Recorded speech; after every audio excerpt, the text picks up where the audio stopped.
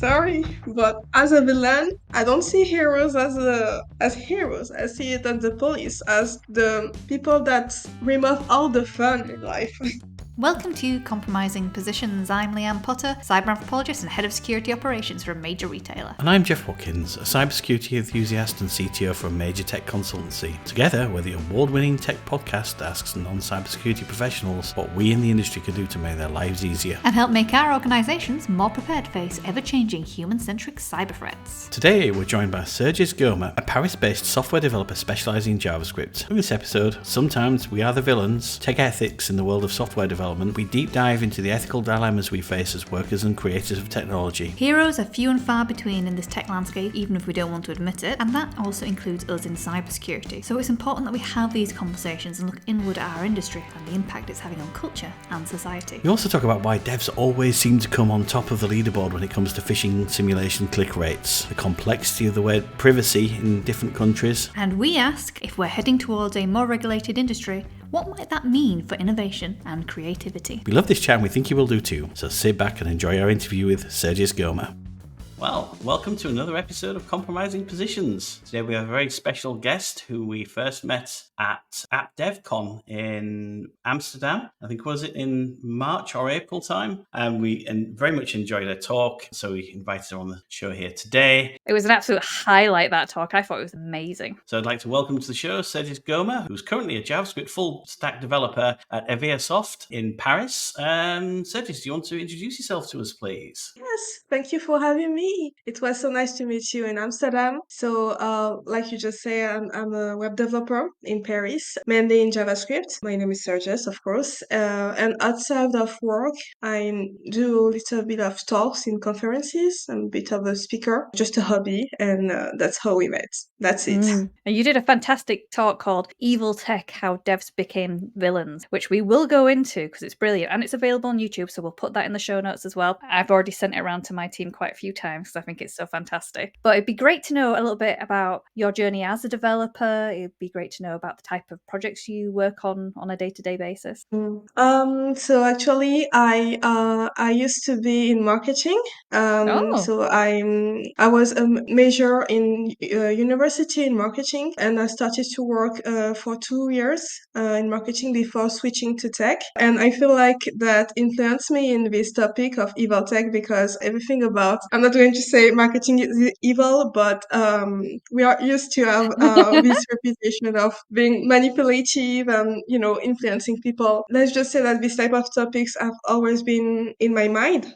So when I went into tech, everything about someone image, the challenges of ethics and all that stuff was more ingrained in my brain due to this background. And that's how I went into this topic, of tech ethics, of developers' image in society, in the world, outside of all tech bubble. I think that's really interesting because we're always interested when we have people on the show who've jumped between different careers and what they take from their previous career, from their previous life into their new one. I think it's really fascinating because we've had people talk about PR and things like UX before on here and what that could bring to, say, like cybersecurity teams, because they're also part of tech. So you say this sort of things like the ethics and things like that you brought along. Are there any other pieces from your time in marketing that has really helped you as a web developer? So I did an internship at Nestle for 6 months, and I was in one of the toughest departments at Nestle, which is infant nutrition, infant milk.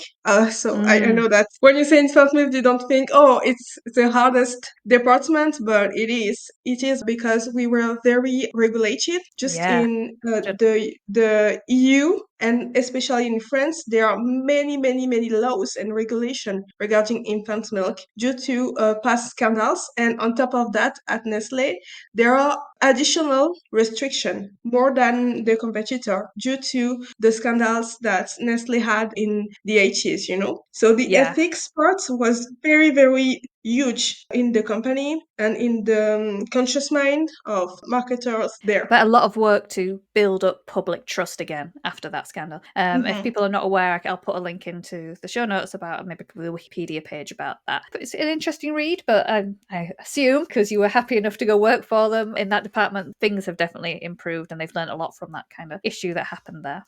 Exactly. I don't know if you want just a little summary of the scandal in the 80s. Yeah, go for it. I know it. I have heard of it, but I couldn't just reel it off. Yeah, you go ahead if you're familiar with it. So basically, in the 80s, Nestle sold infant milk in developing countries, and in their marketing, they were misleading in a way that they didn't disclose the risk of switching off to infant milk. So basically, as a woman, if you decide to stop breastfeeding, then after a certain point, I don't know how long, but maybe a few months or a few weeks, you stop producing milk. Yeah. And they didn't disclose this information, meaning that if a woman in the developing world starts using the infant milk from Nestle, then she has to keep doing it. She cannot go back to breastfeeding. And yeah, it kind of this locked is them in, didn't it? It locked them into having to just be powdered milk.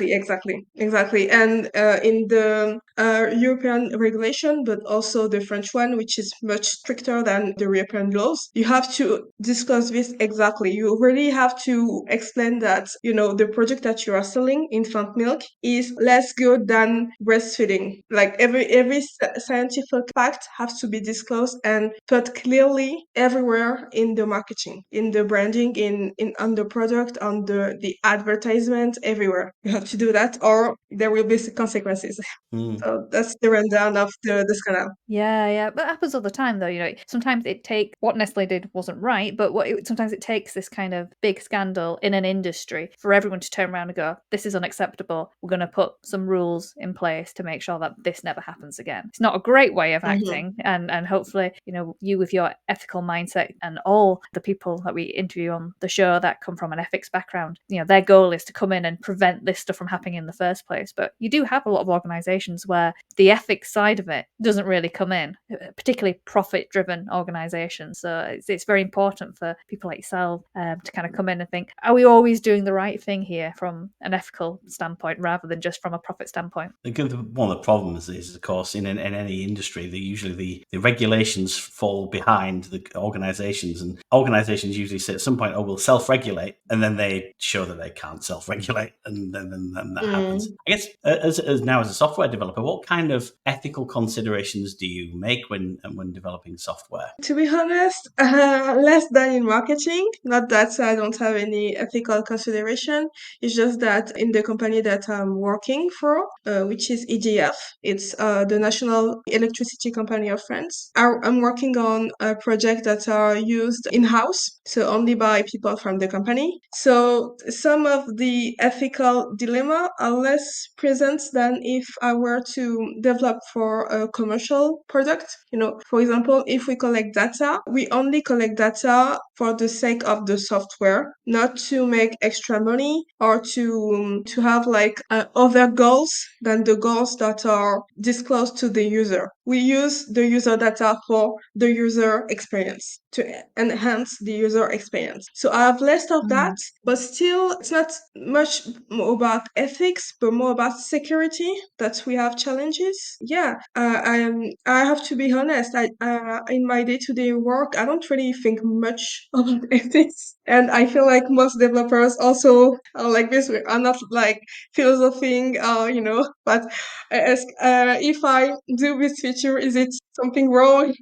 This is a safe space here. It's okay to say that. Most people don't, and most people in the engineering function, they care. Like, I don't think I've ever met a engineer that's ever said, I really don't care about security. I've never heard that, not once. But it's not the primary focus. And that is okay, because I feel like throughout the sort of engineering training, as you're training to become a software engineer, it's not in a lot of that process anyways. And if it is, it's only touched upon slightly. So who can blame them? And then obviously the way organizations are set up, particularly like if you work in an agile way, agile doesn't play nicely with security. So security doesn't fit into a 2-week sprint. and you know, security teams are often segmented in organizations. There's not very many organizations are doing DevSecOps or doing it particularly well. So in a way, when a developer turns around to me and says, look, I don't really think about it too much, and they come with it like you've just done there, like, I hold my hands up, I don't really think about it too much. My worry is that they're so concerned that they don't think about it too much, but I just think you're kind of set up to fail anyways. So on that, you don't think about it too much. What can we do as a cybersecurity industry to help you put that a little bit more top of mind? Now, I'm not saying it'll be your main focus when you're working, but what can we do in the industry to kind of make it easier for you to kind of embed that into your work? I think the main problem is that as a software developer in our day-to-day lives, we just focus on the feature at hand. Oh, I need to create this button for whichever purpose, but we don't think of the big picture. We are very focused on details because that's our work. We are supposed to focus on the details. Now, how cybersecurity team can come in, I think with training, giving information. For example, at EDF, because the Olympic Games are coming soon in 2 weeks, I think, or 3 weeks. Yeah. We had a lot more training when it comes to, training, more like information being given on what to do and not to do regarding cybersecurity, because, EDF and many other government-owned companies have been attacked by other countries, other entities in preparation to the Olympic Games. So let's just say that it's not that there is a lot of tension right now, but we are bracing for the worst. Yeah. Well, I was just going to say, so in 2018, the Winter Olympics got really hit by cyber attacks, Russian cyber attacks. They disguised themselves as North Korean Chinese hackers, but actually did turn out to be Russia. And their goal was to really disrupt things, as tends to be the way. But there was actually a news story the other day that someone cited that Russia poses the biggest cyber threat to the Paris Olympics this year. So you've got we your know, work. we know. And Also, North Korea too. yeah, well, yeah, so energy infrastructure, power infrastructure, so incredibly important for keeping Paris going. So yeah, I imagine you've got a lot on your hands. Without obviously going into too much detail, you feel kind of like that's heightened in your organization at the moment in terms of having to the things that you're creating, maybe re-reviewing code and things like that. Obviously, don't go into too much detail. I don't want to give them an upper hand or anything. So. Me, not really. I'm not really for me, but I know that in other teams, in other softwares, websites, basically the websites that are in contact with the general public, they are more at risk. Me, I just develop tools used by other workers instead of EDF. So I'm not really touched by it because they don't really care about my software, because I don't touch the general public with my code. I just touch people working at EDF. But it's mostly public-facing softwares that are attacked. And not just at EDF, but other government organizations like ministries or job board or national job board, many stuff like this. So yeah, people are a bit afraid and hope that everything goes smoothly with the Olympic Games. Yeah, cybersecurity nowadays does seem to be like a game of two halves, doesn't it? There's people like yourselves who are almost in what we'd call in the UK, what we refer to in the UK as critical national infrastructure. It's the bits that if the supply chains to energy, to hospitals, to other things like supermarkets, if that gets broken, kind of that old adage of civilization's only 3 hot meals away from breaking down, and especially when the Olympics is on, it's must be a very tough time. Day-to-day experience with cybersecurity teams, when you've had to actually engage with them, has there been anything that's been a challenge or anything that you've really enjoyed? To be honest, I don't really have contact with the cybersecurity team because, EDF is a huge company. It's one of the biggest in France. There are thousands upon thousands of workers there, and we are not in the same building anyway. Like, we are scattered across France. So we're not even in the same building sometimes. So when it comes to cybersecurity teams, there are teams apart of the other tech teams. They're not with us. They are in their own departments. The only time, well, I know that for other developers, mostly I think more senior developers, architects or DevOps, they are closely in contact with the cybersecurity team, but I'm not really in that role. I'm just, a coder, I guess. But for me, I am rarely in contact with cybersecurity teams. The only time I've been really in contact was, like I said, with the Olympic Games, where they made a lot of information available to protect our softwares, but also they make traps. So they sent fake emails just to show us, just basic stuff, such as basic stuff, but essential stuff, in the sense that when we think about cybersecurity, we just think about hackers, about our software, how to protect our softwares when they are on the internet. But there is also another side of it, which is the corporate side, such as how to make sure that everyone is educated on the dangers of internet, such as don't download weird stuff on the internet, don't plug an USB on your computer that you don't know where it's come from, stuff like this, like just basic information. And sadly, even if we are developers, many of us don't really have this education, and many fell into traps set by cybersecurity teams, even if we are developers, more than people that are not developers. I think there's a couple of dangers because, so from my past, when I used to do a lot of development for a big banking group, you'd have probably heard of them. Developers usually need more access on their systems to things like install IDEs, to run commands and things like that. Whereas, maybe if you're in marketing, you don't need to be able to get shell access and things like that. So we have more access, but also we unfortunately haven't got necessarily all of that cybersecurity training. Do you think that the information you've been given, do you think that has affected behavioral change in your team? Do you think it was sufficient? I don't think it really changed behaviors, but it just made people think more because, since we are part of a tech team, we tend to be overconfident in our education or know-how when it comes to cybersecurity. We might think, oh, we are developers, so we know that you shouldn't, like, we know when to spot a dubious website, stuff like this. But even if we do have this more knowledge than the average person, we can still fall into traps more than them because we are too confident. When you are too confident, then you stop being critical, skeptical, because you feel like, I already know. I just know it. I don't need to think more. That's more. It just made people think more. I think it's the part where they said that tech teams were more likely to fall into traps than other teams, that It's true. were a bit shocked.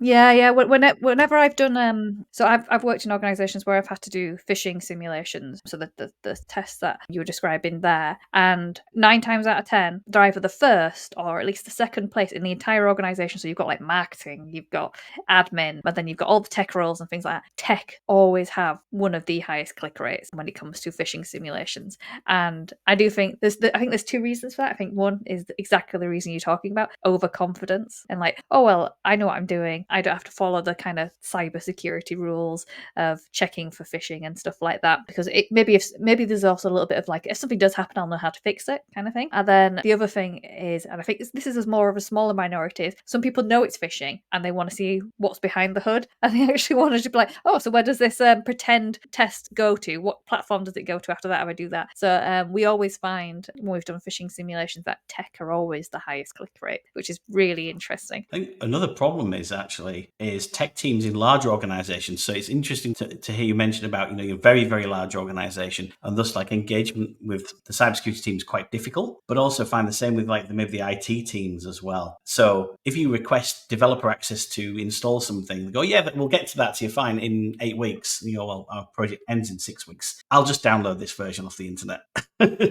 And that's where it all kind of goes horribly wrong.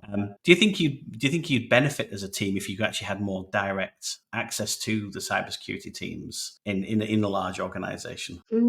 I feel like yes and no, in the sense that in our day-to-day life, I don't think as developers we really need to be always in contact with cybersecurity teams or other teams, to be honest.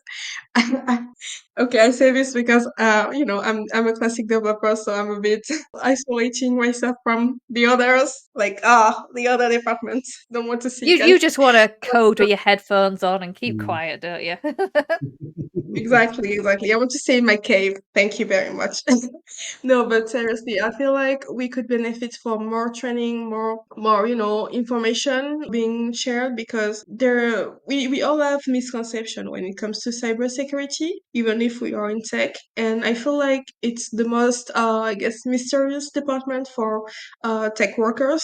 I mean, for me, it's one of the most mysterious departments, not just because we never see them, or we don't even know if they exist unless when we do something wrong. But I feel like, yeah, we could then benefit from more education, especially in the world that we are living today. It's true that in France right now, with the context of the Olympic Games, we are much more educated when it comes to cybersecurity because we have to due to all the attacks. But I feel like we shouldn't need to wait for a special event like the Olympic Games to be more attuned to this. What kind of training do you think you'd benefit most from? Obviously, there's technical training, the OWASP top 10, and all of the technical elements of making sure you look at these common vulnerabilities. Or there's the social elements around phishing, and even now there's voicemail phishing and deep fakes, and there's a whole bunch of other social engineering tricks. Which do you think needs to be balanced, or which one do you think you'd be benefit from most?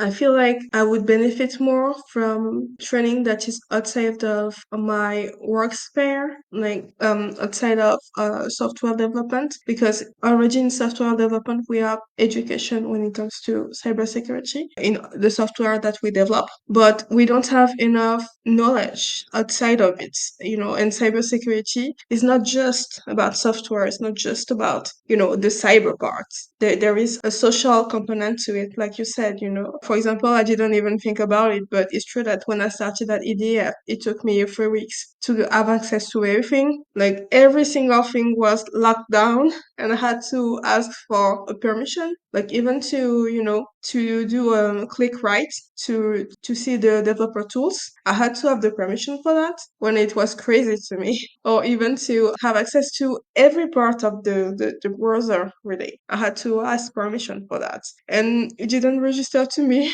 that it was a cybersecurity stuff, which just a bit annoying, But it is part of the cybersecurity. So I feel like we need more education about all the parts of cybersecurity and about the day-to-day things, even outside of our work. Like we talk a bit about the phishing test, USB stuff like this. Things that we don't even think about. And what's good as well about that kind of training is that it not only helps you at work, but it helps you in your personal life because everyone is always subjected to cyber attacks, whether they're in work or in their daily lives. And I think obviously the bigger impact to you, probably if something happens to you, to your bank account, you'd probably care a lot more.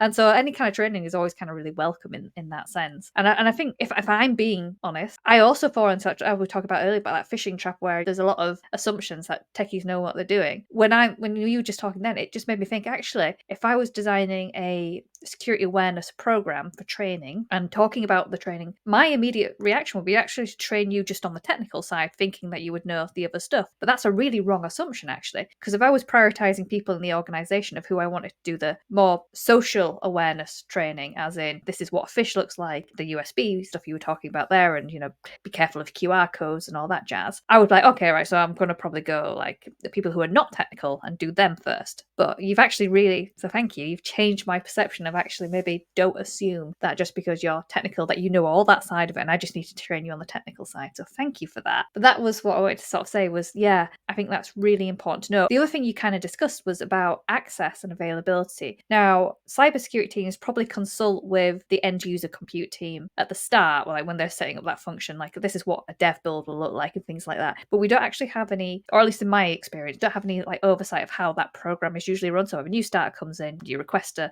laptop, your manager will request a laptop for you, and then you spend weeks trying to get access. You get the laptop, but you don't have access to everything you need to do. We've all gone through that very painful onboarding process. I wonder if there's something in there though that cybersecurity teams should probably get more involved, because that's a risk factor. Because the longer you're not able to do your job, the more tempted you are to go download, it depends how much access you have on your laptop. Developer laptops usually do have quite a lot of access.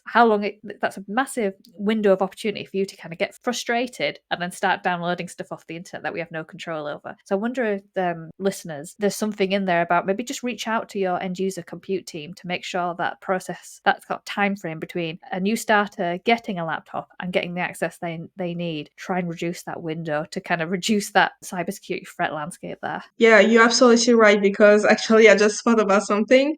It's just that because everything is locked down and blocked, then many developers are, because they are quite crafty. They know how to get what they need, but in unconventional ways, because the cyber security team or IT team didn't think of blocking people that way, So, but the problem is because they find ways to go beyond the block, it might be dangerous. Yeah, workarounds are so much more dangerous than the controls you actually put in place usually, honestly. A lot of workarounds don't look much different to hacks in some cases, do they? Absolutely. No, that's a really great point. And I think that there must be something we should be doing as a industry, as a cybersecurity industry. We need to keep reaching out and asking about different people's onboarding processes and also their experiences of their ability to do work. Because I think, like you say, the reason why these workarounds happen is because they didn't think this is what you need to access, this is what you need to do for your job. And there's just a breakdown in communication there. And I just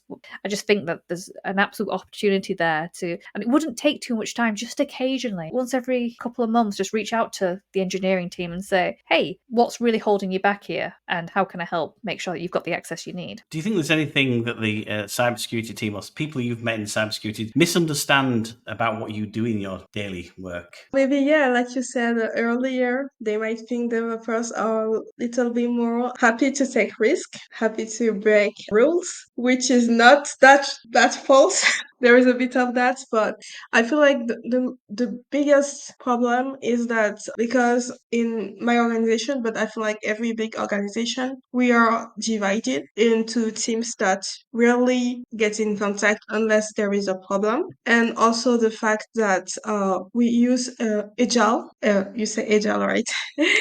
Because in French you say agile, agile. It's this environment, the way it is created, it does not foster a good comprehension of each other, whether it is from the developer's side or the cyber security team side. I don't know if it makes sense. That makes perfect sense, yeah. It's not really misconception. It's just lack of understanding, lack of knowledge of each other. We just don't really know each other. We are strangers, even if we are both part of the tech world. So we've talked a little bit about dev being more willing to take risks. And that kind of reminds me of your talk in Amsterdam, Evil Tech, how devs became villains, which we both really enjoyed. It was super interactive as well. It was the most interactive talk with your the little I'm so microphone tempted to thing. do a villain laugh right now. I'm so tempted. Could dub one in. Do later on. it, do it, do it. That was part of the talk for everybody listening. That wasn't just random. And it'd just be really interesting to sort of, could you just give us maybe a little bit of an overview of what the talk was about first? Of course. So the talk starts with a competition of evil laugh. So I just asked people, well, I forced them to come on stage and to do their best evil laugh. Every good villain have an evil laugh. So I make this type of interaction to get people in character, so they are more attuned to what I'm going to say. They feel more like a villain, because it's true that most people don't really think of themselves as the bad guys, and I don't think they are. But sometimes you need to view yourself in a bad, I'd say not bad, but a not favorable lens, in order to grow and to realize certain things that you might not realize if you feel like everything you do is perfect and you haven't done anything wrong at all ever. That's where I come from. So with the name of the topic, it's more like a hook to get people inside the room. They feel like I'm just going to be negative about tech and say that developers have become evil, blah blah blah. But actually, it's more about tech ethics and how today, in the environment that we are today, developers are more and more under scrutiny over the tools and softwares that they develop, and how we can, as developers, as tech workers, improve that, and also why the negative image that we can have in the media is not correct. There are certain things to keep in mind when it comes to ethics. It's not all black and white, but actually several shade of grays. And yeah, that's more about tech ethics, philosophy, stuff like this. It's just to make you think a bit more about that. You talked about in your presentation, your keynote, should I say, about how software engineers these days find themselves building dubious tech products like data gathering apps, facial recognition software, and things like that. What can developers do in their organizations to kind of either be more mindful or maybe even challenge the things they're building? Or is that even possible? Do they have enough power in their organizations as developers to be able to say, hey, are we doing this in the right way? I think it ties it back to what we were talking about earlier, is that when you are just a normal developer, you just focus on what you are doing, on the details, on the feature. You don't really look at the big picture. And I would say the vast majority of developers are like this, and that's normal because they're not building all the software, but just some bricks. And even in big tech companies, you might think, oh, because you're working at this big tech company, then you should do something, or aren't you afraid of what you are doing regarding this and that? But even if they work on softwares that have been seen under a skeptical view, they might just do like refactoring or just creating random buttons. Like what they are doing is not directly affecting the parts that might be dubious. What I'm trying to say is, even if you are in an organization that is frowned upon because of the software that it develops, it doesn't mean that you have even not just the power to do something, but you are even in that sphere to do anything. You know what I mean? So it's complex. It's a complex issue. I feel like for a real change to happen, it has to come sadly from the top, from people that have the big picture in mind and can influence the big picture. It's a big picture thing, not a detail thing. And most developers are in the details, not in the big picture. So I'm thinking architects, managers, more than sample developers. Yeah, just anyone setting the direction really and saying this is the way we're going to go down. But I think it's very important that people like yourselves actually, create talks like Evil Tech and come out there and really just make people think, just stop for a moment and think, yes, maybe the stuff we are building, is it relevant? As in, yeah, it might sell well, but what's the long-term impact of the stuff we're building? And I don't think, as you say, it's not just for devs to solve, it's for all of us in all our positions in our organizations to kind of help influence leadership decision where we can. But you are right, it's very much a top-down decision. Oh, and you did say something great earlier. I didn't really build upon what you said, but I just want to bring it back. When we were talking about Nestle, you said that it's always after a big scandal that things change. And I just thought about this in the tech world. Even today, I don't feel like there have been a huge scandal, even if there are some scandals, but scandal that is shifting the paradigm of tech, you know? And I feel like we are just waiting for it to happen, for things to truly change, for regulation to be made. I think one thing we did have a taste with when it came public, and I don't know if it became public just because someone found out or they actually released it, but was when Amazon were using AI to screen for CVs. Was it Amazon? I think it was Amazon, wasn't it? I really, Yeah. yeah, Amazon, yeah. Yeah, and basically, if you were a woman, that was it. They would just like screen you out and go, "Oh, the most people work here there are men, so this company must just want men to work here." And so they stopped using it. Obviously, it was incredibly biased. But yeah, it makes you think. Yeah, we did have a small scandal in a couple of small scandals in things like the automotive industry when people were writing software to cheat the emissions output. I think so. I think you make a really interesting point there, actually, because it reminds me of a talk that the author of Clean Code, Robert C. Martin, or Uncle Bob, he does a couple of good talks on this and saying that eventually software engineering might become a regulated industry, and what it'll take is for that scandal, but it'll be something big. There'll be something where lots of lives are lost, like maybe say in the aviation industry where the software for a plane completely loses it and crashes into a stadium or something like that. It'll take something really, really big to happen, or a bank just loses all of its money overnight due to really sloppy software, and then suddenly we'll have to be chartered software engineers and chartered cybersecurity people, and you can't just wander in and go, I've done a boot camp, or I've cross-trained, or I've self-taught. I'm going to have to then get chartered and go through the proper process to become a software developer, and then overnight the entire industry stops for a while, and that'll be, I think it will come at some point, but it's going to be a very interesting time when it does. It will. I feel like it's inevitable at this point, especially with AI and how the tech is progressing so fast. So and is spreading so widely across the world. It's going to happen. It's just a question of when, not if.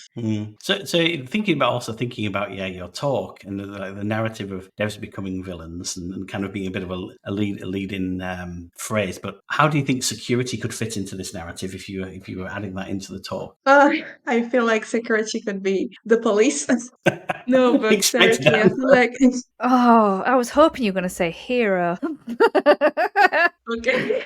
But we did an episode a few weeks ago about cybersecurity's desire to always paint itself as a hero and how that's a bad thing. So listeners, I'm doing that in jest. I do follow. I believe it was Sarah Evans that said, "Don't be a hero, cybersecurity people." I do agree with that, but yeah, it does hurt sometimes still after hearing that we're not the villains. The police, yes, very much so. It's not the first time I've heard that. Go ahead, carry on. I mean, yeah, like sorry, but as a villain, I don't see heroes as heroes. I see it as the police, as the people that remove all the fun in life. No, but seriously, I feel like cybersecurity can play a huge role in putting boundaries on where the tech is going. They can be the steer maker. I think that's the name. You know, when you are on the boat and the person that is steering the way where it should be, and just the person that can again see the big picture, but in terms of limits, in terms of dangers. So it can play this role, I think. It can be here to push the teams into the right direction instead of the wrong one, with trainings, with more and more information being exchanged, stuff like this. No, I agree. I think I'll take captain. I'll take captain of the ship full of villains. So we've talked a lot about ethics in software development. Where do you see software going with the introduction of things like AI and more sort of surveillance software and things like that? What do you, when you're thinking about your career 10 years forward, what kind of excites you but also gives you pause for thought? The thing is, I can't even see myself in 10 years because things are developing so quickly. Even 2 years ago, I don't think anyone could have said, oh, ChatGPT is going to take over. I mean, it hasn't taken over, but just tech is evolving so rapidly that I feel like even in 10 years, even in 5 years, it will be different from the tech world will be different. Not necessarily a lot, but it will be different from today's tech world. So I cannot really see myself in the future, but what I think is going to happen in the tech world in general is that there will be two things: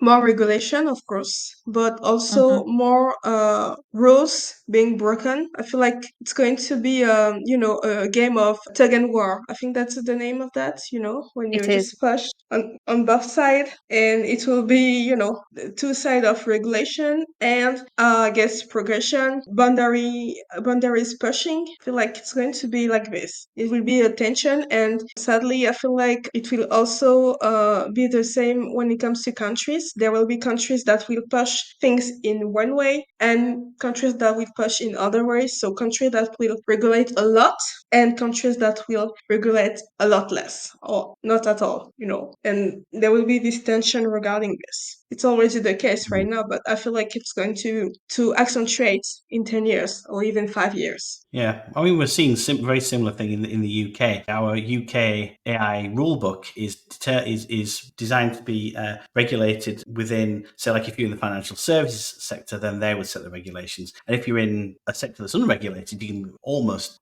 do what you like within the realms of GDPR. Versus the EU AI Act, of course, which is very much centralised, I believe, and I think we're also already seeing that. But then also, I know some people are calling, so no, this AI stuff is going far too quickly. We should put halt on AI research and development until we can understand it better. But as you say, that like other countries are going to continue. We can't let unfriendly nations get far ahead of us. I think that'd be really dangerous, because then we have a much bigger threat landscape that we don't have the defenses for because we haven't built them. I think it's very scary. Yeah, that's the problem. I'm all for regulation, but the downside of regulation is that it's going to hinder innovations, not all, but sometimes, because most innovation came from breaking the rules, from shaping a new future, going out of your way when it comes to imagination. But when you put rules in place, then it's going to hinder that.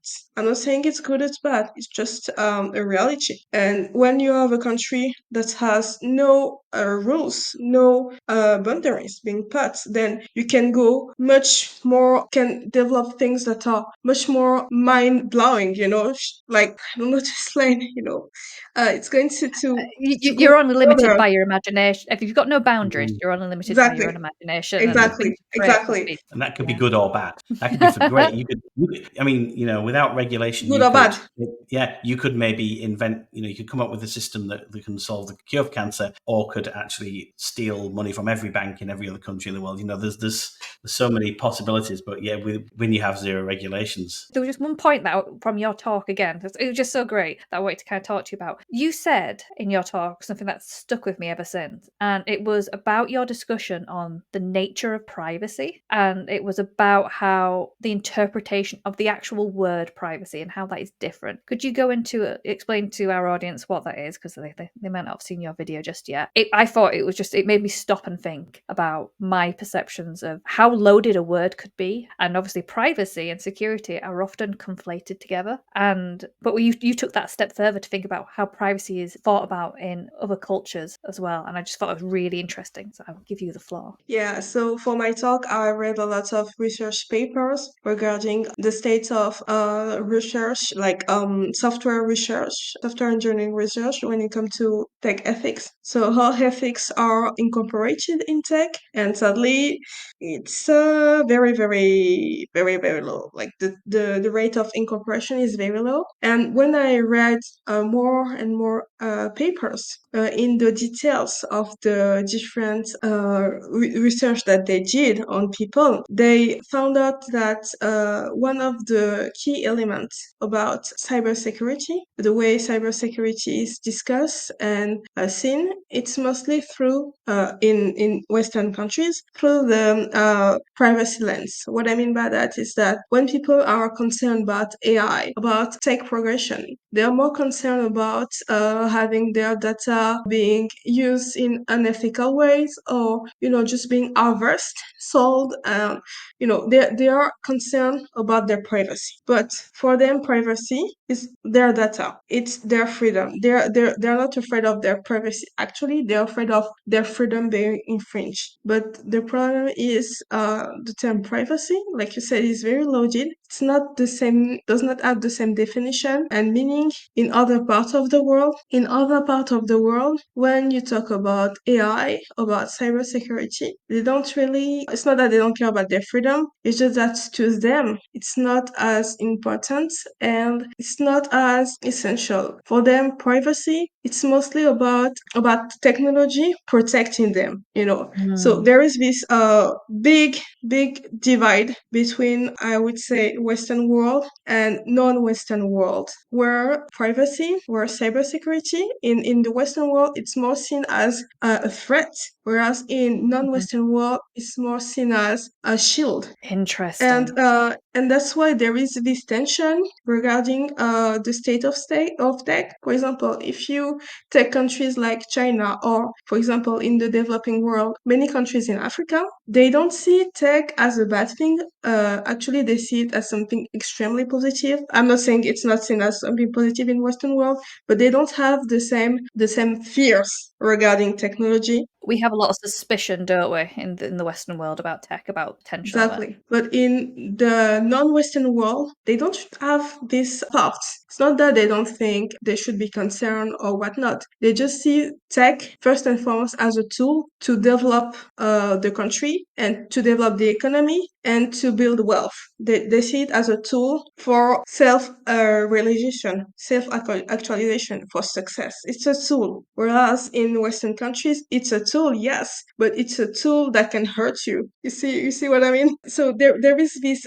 dimension that we need to keep in mind, and I feel like it's mostly due to cultural differences and just cultural contexts that are not the same. People in developing countries don't have the same history with technology than in developed countries. They don't have a ton of books, even literature that is warning against technology. They don't have the experience of wars where technologies were used against the population. They don't have this past. So of course they're not to have this fear that comes from the past, from the experiences of elders. Do you think there might be some implications in that if they haven't had their fingers burnt by in the past? What that means for people building tech in those cultures, and but also then like people trying the protectors of tech in the cybersecurity teams. Well, the first most obvious things is that in these countries they put more emphasis on